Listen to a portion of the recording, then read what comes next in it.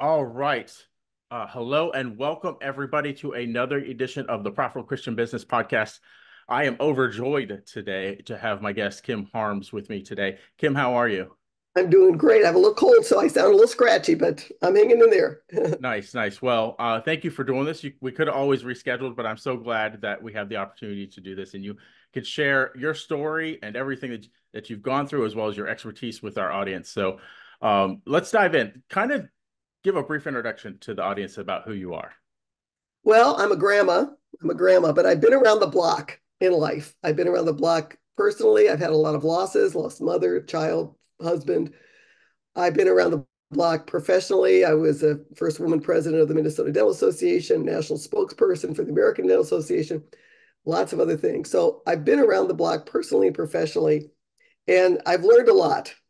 And my goal now is to try to help other people understand that they can get through trauma and grief and tragedy and come out of the other side, of course, with God's help. You know, the joy of the Lord is our strength is my motto. So that's my goal now. And you kind of wonder when you become a widow, you kind of wonder, okay, Lord, what do you want from me now? I know what's my job now.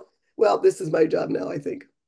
Yeah, very interesting that you say that. We're going to get into some of the getting to know you questions in a minute, but something there sparked another, not a question, but I have a friend who I'd love to connect you with that is going through the same thing, and I think you could really be a resource for her. She's a recent widow. Um, so we'll connect the two of you. Yeah, I'd love to talk to her. Nice, nice. So now let's kind of get into the interview a little bit. I like to start off with some just fun getting to know you questions, so that it's not so stuffy, right? We're going to get into some deep topics about faith and your expertise and all that, but let's keep it lighthearted at the beginning, right? So you Okay. just said that you're a grandmother. So what is one of the favorite things you like to do with your grandchildren? Well, my new identity now I have helped determined is, with God's help, is I'm adventure grandma. That's how I want them to remember me.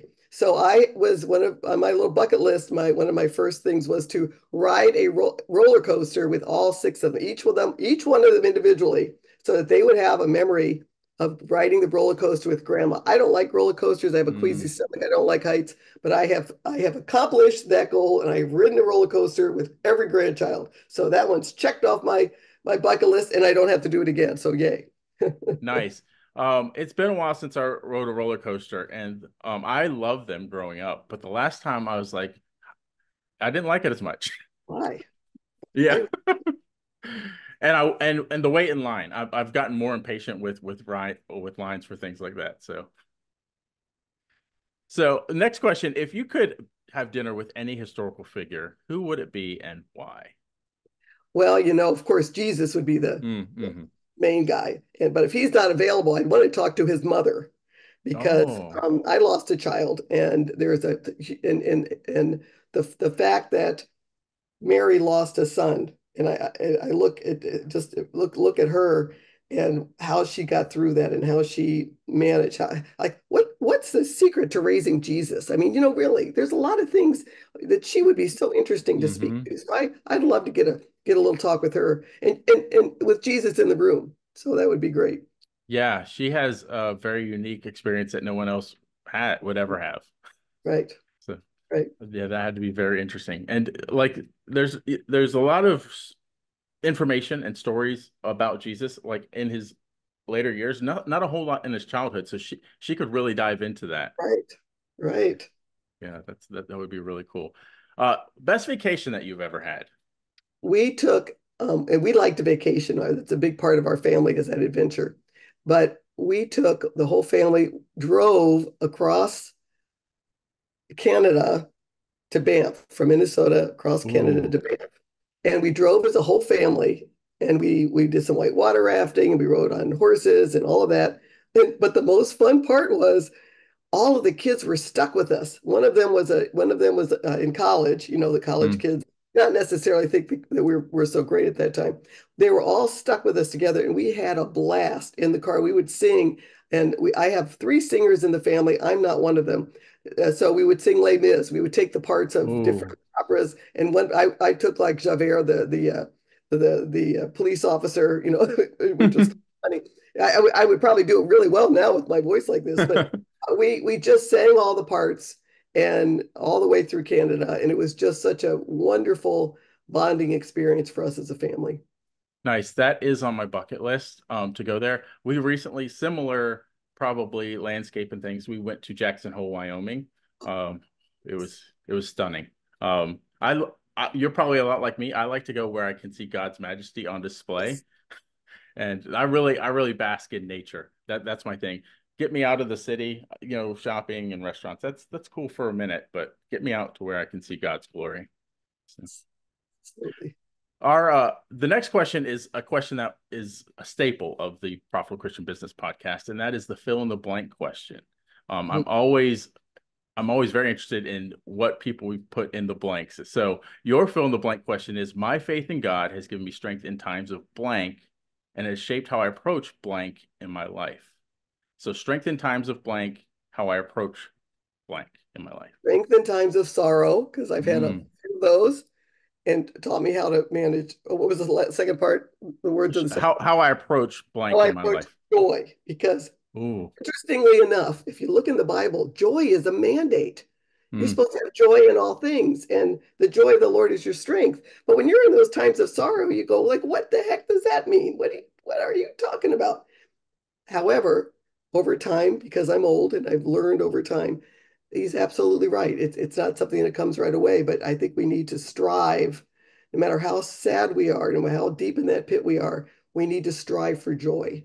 And sorrow and joy go together. And I found I've got a number of wonderful friends. So many times we cry and laugh at the same time over, when we're Mm. all, I work with widows, and sometimes we're just talking with each other and we're crying, and then we're laughing and we're crying and we're laughing. And there's something that just is cathartic about that sacred laughter in times of sorrow.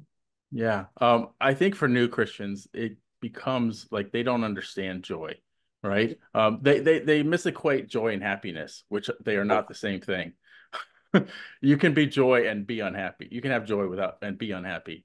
Um, and joy is much better than happiness. Yes. And it's like it's a base from where you start. I mean, you have joy, and then you manage the other things from that base, I think.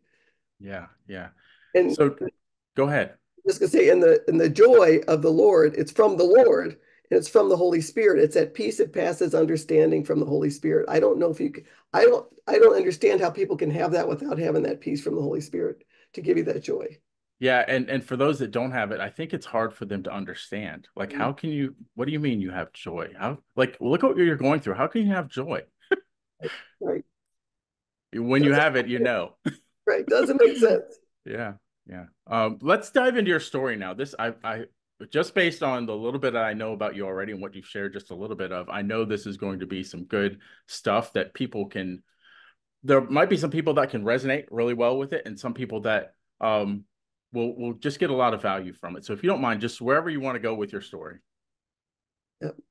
You can go anywhere. I think that one of the big issues that I work with, especially with business people, is I was a dentist, and I lost my dental ability because I had a radiculopathy or nerve Mm, damage to my drilling fingers, and I was the main source of income for my family. My husband had just had a liver transplant, so he was kind of half out. He only practiced part-time.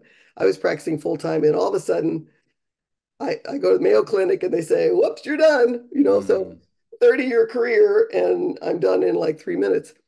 That was a year after we lost our son Eric to suicide. That, of course, was the worst thing that could ever have happened to us. We had a beautiful, beautiful, beautiful son, our youngest child. He was a godly guy, just a loving, kind, caring, compassionate. He was brilliant. He was recruited by Columbia University, mm. who does that, and he was a jazz pianist, and he Wow. was studying engineering. But that's why I love Columbia, because he could study engineering and play jazz. Like this kid was something else. And anyway, so he went to Columbia for his first semester. He was on top of the world. He was elected to student government at Columbia, like his first semester. What the heck?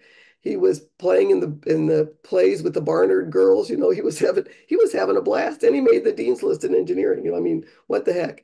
So he came home. He was on top of the world. We've never seen him so happy ever. And he went back to school. 2 weeks later, his girlfriend broke up with him and he was gone in 45 minutes. That impulsive piano playing brain didn't know how to manage this loss. Mhm. And of course, the girlfriend should have broken up with him if she did, love him. I mean, that's Yeah. it's not her on her at all. But he just didn't manage it. He didn't know how to manage it, and he was gone in 45 minutes. And our worlds, it had come so far out. We were on top of the world with him, and then the worst that could happen. And that was the biggest thing, and it affected so much of our lives. It affected my husband, who eventually died from heart disease, Mm. and his heart checked out great before Eric died because he had had a liver transplant. They don't give you a new Mm. liver unless your heart's good, right? So Mhm. he had a new liver. His heart was doing well. Eric died, and then within a year, he was getting quadruple bypass surgery and a valve replaced, which I believe is because he would not admit he was suffering from depression from this. I Mm. I suffer from depression. I also lost my mother to suicide. So I'm like in the middle of this. So I'm thinking I'm getting help. I'm going to get help. And I do. I'm treated and I'm treated very well. It works well for me. My husband would not admit, I call him a stubborn Norwegian, the Norwegian farmers, they don't like to admit that they've got anything they need help with. And so he developed heart disease and with multiple surgeries, and he finally passed away from congestive heart failure. And so we had to deal with all of these things kind of coming and coming and coming and coming and coming.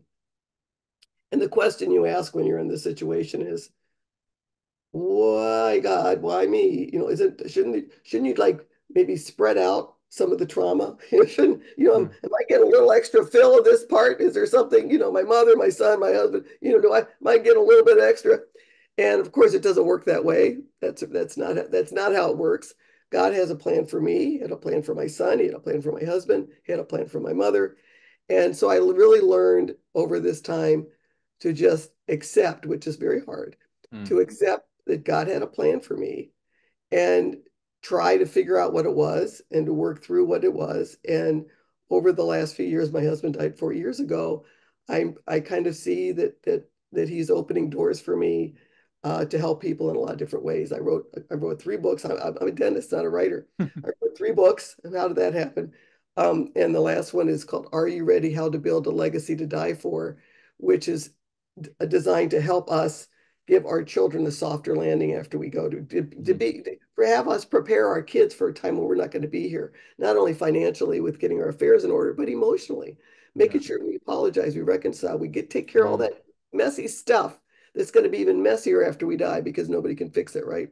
So that seems to be my goal now. That's what I've been doing now, and so I think that all of that just taught me to understand over time that God has a plan, and that makes no sense to us at sometimes. And we just have to keep trusting in him no matter what. And eventually it'll work out. Yeah, so many things that I want to dive into just a little bit from that story.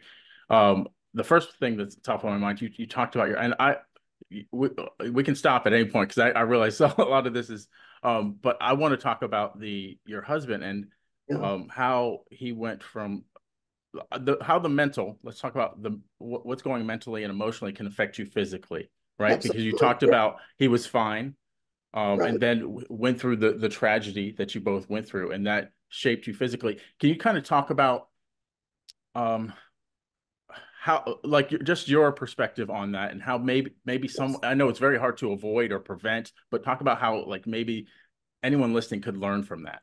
Yes, absolutely. In fact, I was giving seminars, after Eric died. Then I lost my job, so I had some time on my hands. So I started giving seminars to dental offices about the physical repercussions of grief.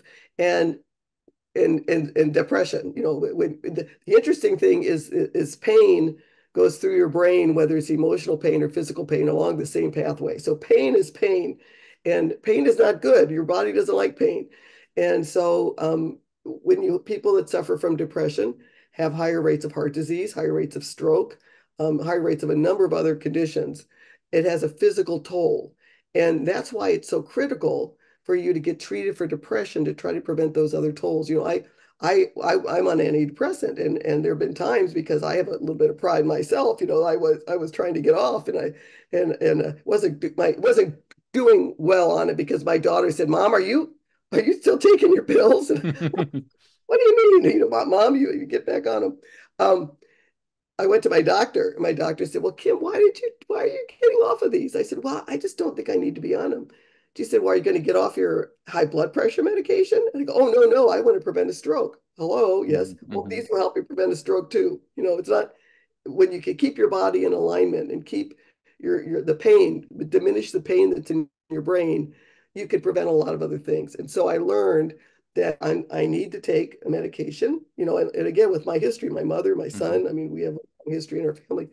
I need to take this medication and I'll take it the rest of my life. And once I accepted that, it's Mm-hmm. like, oh, well, it's just I take that with my blood pressure medicine at night.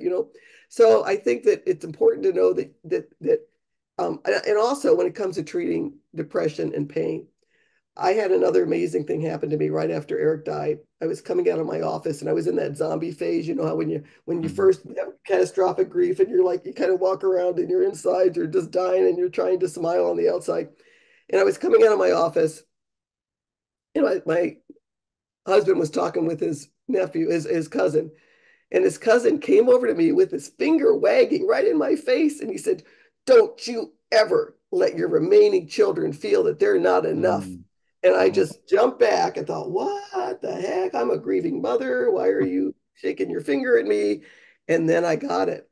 He had lost his brother at about the same time we lost Eric. And he felt that he lost his parents at the same time. Mm-hmm. And and he never could reconcile with his parents from that point on. And I realized I have a husband and I have two daughters. And I have those here now with me. And I can't let my relationship with them fall, or I can't ignore them and leave them on their own. I need to be a good mother and I need to fight my way out of that pit. And what that did for me is it gave me the motivation to fight, Mm-hmm. get out of the grief pit, because getting out of that grief pit is not, you just can't lay there and think it's going to happen overnight. Time doesn't just get you out of it. You got to fight to get out of it. So I fought to get out of that grief pit. And it took a long time. It's not easy, but I was able to get out to the point where now um, I, I, I have a spot, in my heart for my husband and for my son. I can talk about them now. We can laugh about them now. And we talk to my grandchildren about them. We have songs for them, Mm-hmm. and I have joy in my life, and I can be here 100% for those grandchildren. Mm-hmm. Whereas if I had stayed in the grief pit, you're not 100%. You're covered in that shroud of grief. Yeah, yeah, they're not getting all of you, right? No, they're They're not. not getting the best of you for sure. No, they're not. And now I want to kind of transition to you mentioned a little bit about your book about the importance of reconciliation. What I heard a lot was reconciliation, making sure that you're not passing on with grievances left. Right. Um, I'm sure you talk about it a little bit in the book, but can you dive into it just a little bit now? Yes, I learned the best lessons about reconciliation when I went to Rwanda. We have 65 Eric Harms libraries in Rwanda through Books for Africa. And that country is amazing because they had a terrible genocide 30 years ago where one part of the Mhm. country, neighbors, killed another group of neighbors horribly. It wasn't an invading army, it was their neighbors. And it was a horrible, brutal, terrible thing. Yet I went back 16 years after it happened. And the prisoners, they took the perpetrators, they were in jail. The prisoners were, and the interesting thing is they were in jail, they were in pink jumpsuits and they were walking. They do their own farming. So they were walking along the road in their pink jumpsuits. They had sickles and hoes and all these things in their Mm, arms.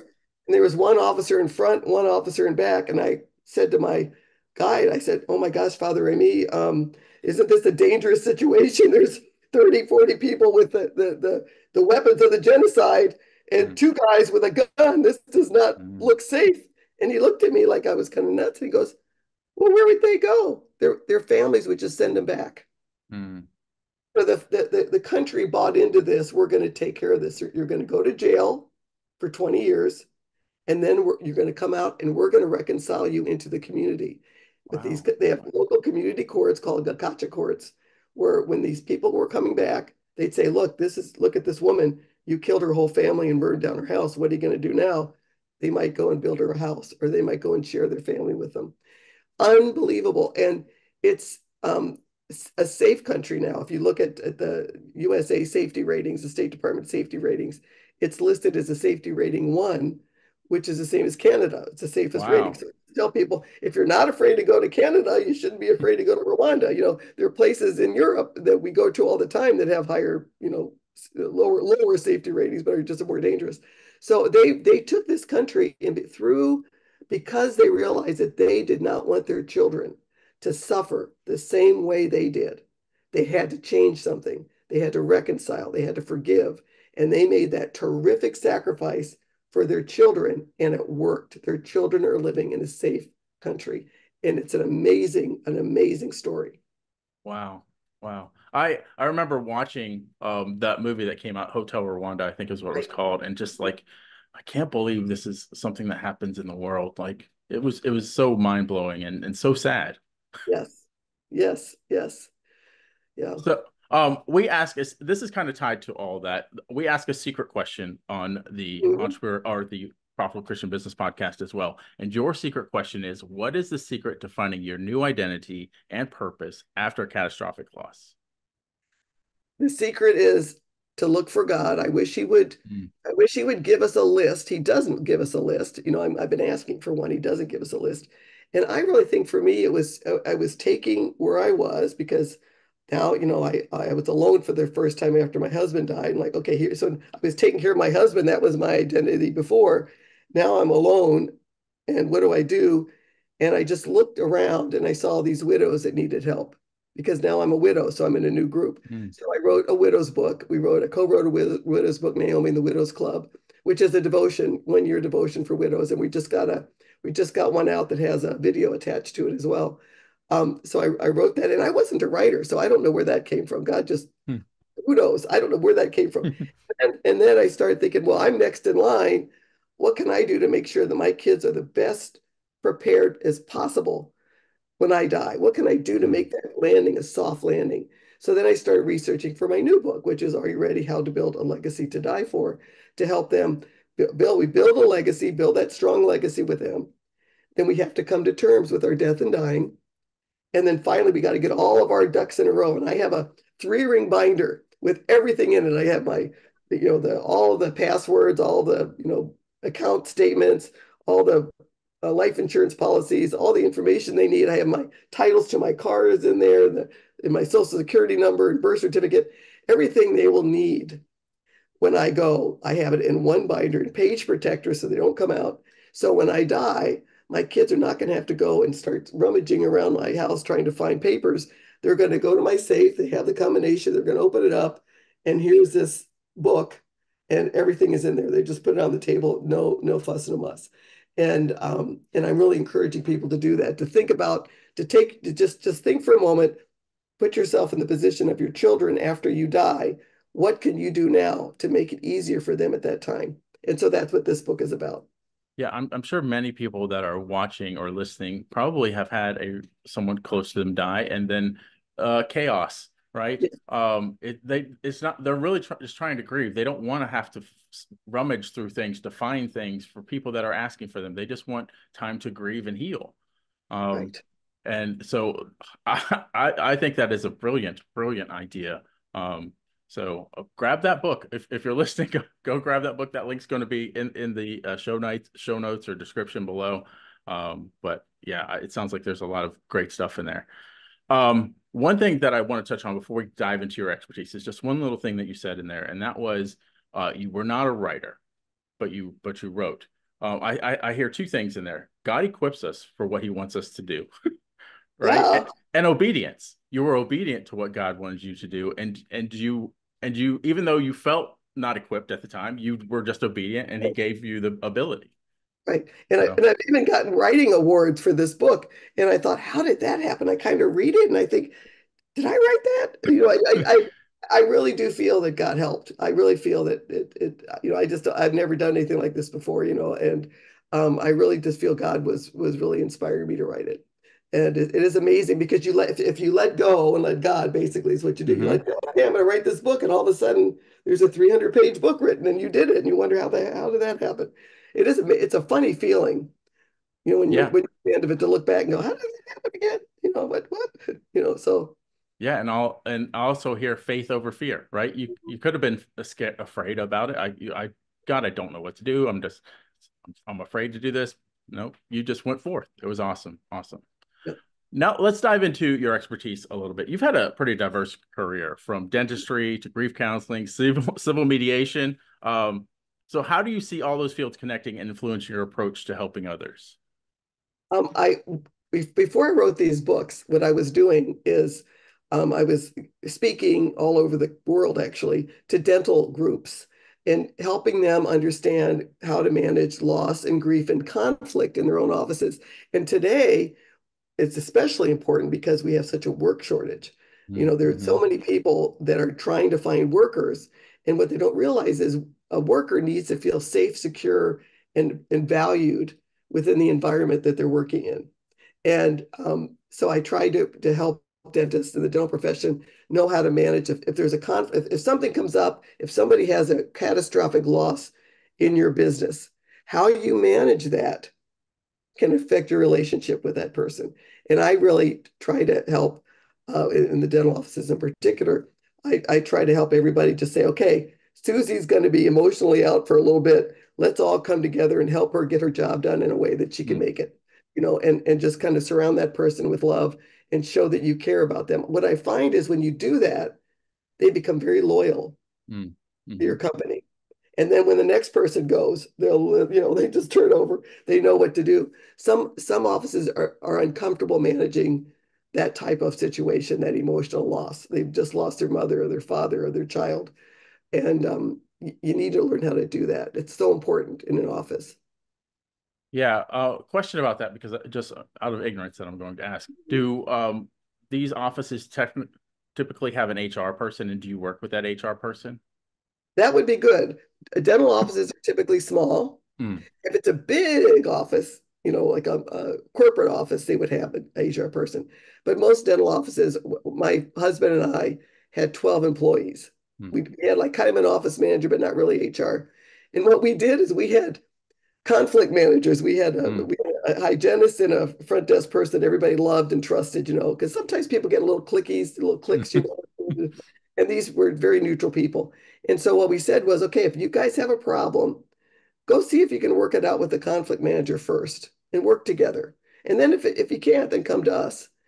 The amazing thing is that when you make people accountable for solving their own problems, you're teaching them some really valuable life lessons for not just at work, but at home too, Mm-hmm. because suddenly they have a lot fewer problems. They tend to not create problems, and they tend to realize that they're responsible for trying to solve the problem. And that's one of the things we did that was really helpful. Wow, that's a leadership tip right there. Mhm. So, Mhm. if you want some leadership advice, just rewind that a little bit, listen to it again, because Uh-huh. there's a lot of that in there. So let's talk about your career as a grief counselor as well. That's pretty powerful. So how do you support people in some of their most vulnerable moments, and what habits that taught you about life and legacy? When I was a grief counselor, I'm not really doing that anymore. But when I was doing that, I was helping people, most of them who had lost children. And when someone is grieving, one of the best things you can do, first of all, you can't fix it. And I think we try to fix it. Mm-hmm. But there's a couple of things that I learned that are really helpful. The first thing is when you see someone who's grieving, one of the best things you can say to them is, "Oh, I'm so glad you're here." Acknowledge that they're here before you say, "And I'm so sorry for your loss." Acknowledge that they're there. "I'm so glad you're here." That makes a big difference. And then the second thing is just sit beside them and just support them, help them, help them, just let them cry, let them express their emotion, just try to help them and know that you're there to support them. They need to know they're not alone. They also need to see, and that's why our grief group, my widows group, I had Naomi Rhodey called me 2 days after Jim died, said, I'm starting a widows group because all my friends are widows now. And I'd like you to join, Kim. So a week after my husband died, I was in this widows group, and we cry and laugh at the same time because you go through things when you become a widow that people who are not widows probably wouldn't understand, a lot of the loneliness issues Mm-hmm. and some of the others. And we can laugh and cry together, but we support each other. And I think that's one of the best things you can do when you're working with somebody in your office or in your home who's going through a tough time. just sit down, put your arm around them if that's appropriate, and let them cry, laugh with them if you can, cry with them, just sit with them and know, they just need to know they're not alone. And if you can point someone, if you've been through this and you've survived, that's a plus, because they need to see, oh, I think I'm at the bottom of the grief pit and it doesn't look like I'll ever get out. Because that's what you feel when you're at the bottom Mm-hmm. of that grief pit. You think, I'm going to be down here the rest of my life and I'm never going to smile again or have joy again or laugh. And then if you do laugh, you're guilty because, well, how can I laugh? My husband's dead. It's crazy. It's a lot of crazy things. So just be with them and surround them with a lot of love and a lot of support and help to understand what they're going through. That's one of the best things you can do. It's really interesting the timing of this interview because we have a men's Bible study at my church, and we're going through just some different characteristics that men might go through, such as anger. And that what we just went through last night, actually, in our Bible study was apathy. So this really speaks to apathy. Don't be apathetic, right? It's like, and it was just really, really just a little personal thing for me. I have a family member that's going through a cancer battle right now, and someone in the men's group that was right there said, when she gets through this chemo, um, a lot of people will abandon her because they think she's okay, but she's not. You come back to her, like you need to be there for her. And I really felt. I'm glad that he told me that it was a lot. It meant a lot to me, because he had went through. That's what someone did to him, right? That he had went through a battle with pneumonia through chemo, and then the prayer warriors left him after the chemo was over, and he felt abandoned. So, um, just think about those things when you're around your loved ones or your friends that there you need to be there as much as possible. Just show up. It's kind of the Yeah, thing. Just show up. yeah. So let's not make it lighthearted, but let's talk a little bit more about leadership because you have led multiple organizations, including being the first woman president of the Minnesota Dental Association. Do you have any advice to give to women leaders who want to create a lasting impact? Yes, I think when you're leading now, in this world, we are faced with interesting political situations. Let's just say it that way. And when you're there, when you're listening to this, what happens is instead of focusing on the issue at hand, we tend to demonize the person delivering the Hmm. message, right? And as a leader, I think one of the things that I was able to do as a leader was we had some issues with some insurance companies in Minnesota. And what I tried to do is I tried to just take away the people and focus on the issues and say this issue, in our case, we had an insurance company that was kind of saying, you're good, you're bad, we're not going to tell you why. And it's it's a it's a secret, it's a trade secret. And so I was able to go to the legislature and just focus on the issue and say, well, here's a bunch of students back there. Do you think they're going to come into a state and practice if they can be called good or bad? And I'm not going to tell you Hmm. why. I mean, that doesn't make any sense. So we focus on the issue instead of the person that was delivering it. And I also think when you're as a leader, even just in our political debates now nationally, see, just start counting how often the person is demonized and the issue itself is not even addressed. They're demonized for their position on an issue, but no one is trying to debate whether the issue is good or bad. That's happening all the time. So I think a good leader will just take away the people and focus on the issue. So there you have it. No matter which side of you Mhm. claim, blue or red, listen to the issues. Don't get pulled into the drama of the personality. Right, exactly. It's hard. It's very hard today to do that, but Yes. you got to do it because it's. I think we get thrown off by not doing that. Yeah, yeah. That is some great advice. So let's circle back to your faith a little bit. What role, this is one of my biggest things right now because I'm on prayer journey myself. So what role has prayer played in your healing journey, especially when it was in the darkest times of your grief?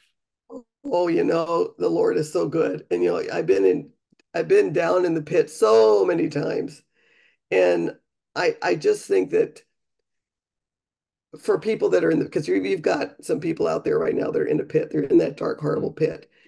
And I just want to say that what I learned is no matter how dark that pit was, no matter how deep that pit was, I always knew that somewhere up there, Jesus was down there reaching his hand to help me. I always knew that. Mhm.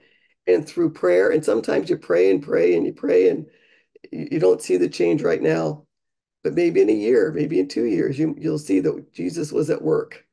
God was at work in that. And so I guess I just would like to say for all those people in the pit, remember that Jesus is up there holding his hand down. Just it might look cloudy, you might not see him right now, but just keep fighting and kicking and screaming and realize that the enemy wants you in the bottom of that pit. That helps me too, gets me mad. So I can, I get just get up there and remember that Jesus is down there reaching his hand to help lift you out of that pit. Yeah, unfortunately, I think what happens sometimes is you go one direction or the other, right? Like if you have a major tragedy, you're like, why God? Now, you lose, sometimes people lose faith because of a tragedy, and that's terrible. But other times they just go full in on their faith, right? So to me, like what it makes, of course, I have a different stance. I'm a Christian and I've had a faith for a long time, but to dive in and pray, and seek the answers from God. You're not going to find the answers out in the world or by yourself. Um, so if you're going through that pit, just keep your faith. I know you may not understand what God is doing in your life, but He is kind of like you said. You went back and you realized that God has a plan for you and had a plan for your son and had a plan for your husband, and He has a plan for anyone that's listening. If you're going through something difficult right now, He has a plan for you. Does. Absolutely. So, next question is: you've spoken internationally about grief and Yes. legacy planning. How does your faith shape the way you approach these sensitive topics? Well, the wonderful thing is when I talk in Rwanda, you can just talk, you could just say God. Mm, They'll you can say God all you want. When I'm in other countries, you can't. You can't mm, talk about God because it's secular. But mhm, it's interesting. I say the same things. I just don't say the word God, but I promote all of the finding joy and all those things. And I'll have to say that almost every seminar I give, at the end of the seminar, people come up to talk to me later and they'll say, "Are you a Christian?" I go, "Yes, mm. I'm a Christian." And everything gets blown right open. So I kind of feel that I've been, in many cases, I work in the secular world, but I hope to allow them to see what Christianity can do. And in my book, the widow's books are devotional books, so they're Mhm. 100% Christian. The Are You Ready book, I wanted to make that available to everybody. So in the book, you can't talk about death and dying without talking about your faith, right? Because that affects everything you That's think right. about death and dying. So in the book, I say I'm a Christian. This is what I believe, and you can translate what I say into whatever your religion happens to be. But my hope is that people will um, see our faith as a loving, caring faith. People that may not have seen it before, and I hope that when they start doing the math, Mhm. kind of taking, oh, this religion believes in this and this believes in that, and boy, that makes sense. I'm hoping that there will be some people that will see, find Jesus, and what a wonderful thing that would be for them because it's such a joyful thing. I was at a seminar, a secular seminar once, and I mentioned something about my faith. I did kind of Mhm. let it slip. I let it slip, my faith, right? And there was a man in the audience, and he was you could tell, profoundly sad. He said he just lost his son 4 months ago, and I just felt so bad for him. I said, "Oh, I'm so sorry. I'm so sorry."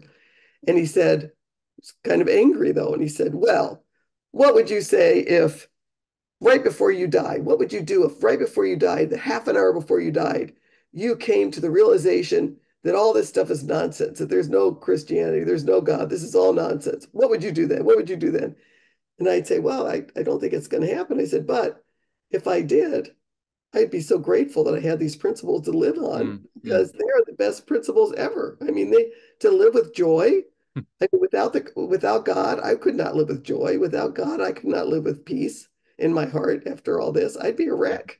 So, that's how I answered the question was, well, I'd still be grateful that I had that opportunity, but I'm sure that's not going to happen, you know. But and then I went up to him later and kind of talked to him a little bit. He was deep in the pit, but I felt bad because he wasn't able to see the fact that a faith can lift him out. You know, I Mm. think he was trying to find other ways.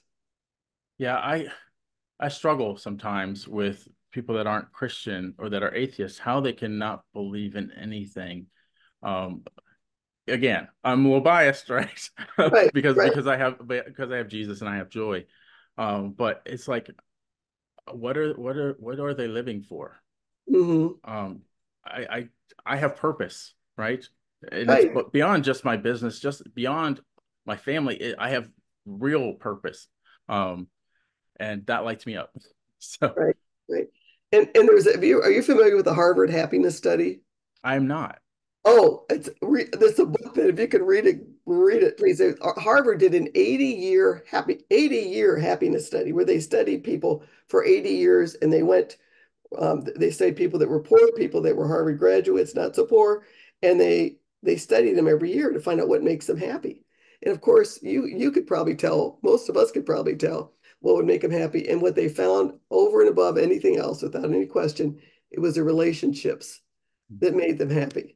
It was a Mhm. relationship. It wasn't money. It wasn't, the poor people were just as happy as the wealthy people. They said as long as you could make enough to have a roof over your head and Mhm. survive, that there was no change in happiness. It was the relationships, the close relationships you have with other people. And I think within our church, those close relationships are a big part of our being happy, of our happiness, and our being able to survive and thrive and be resilient.